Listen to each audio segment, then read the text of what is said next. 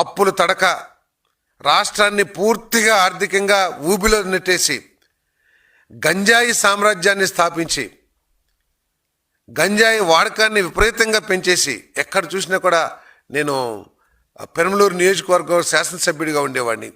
ఆఖరికి స్కూల్స్లో కూడా చిన్న పిల్లల దగ్గరికి కూడా గంజాయి లభ్యమయ్యే పరిస్థితుల్ని ఆ రోజు మనందరం కూడా చూసాం.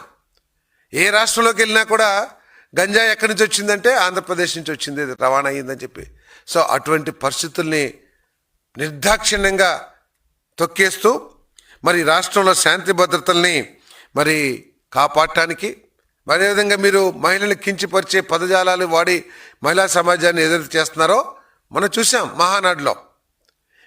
మీ పార్టీ మీ ఛానల్స్ ద్వారా మహిళల్ని కించపరిచే పదజాలం వాడి వారిని అవమానిస్తూ ఉంటే మా యువ నాయకుడు వారు ఒక 6 పాలసీస్ పెట్టి ఆ పాలసీస్లో స్త్రీ శక్తి ఒక ముఖ్యమైన పాలసీ.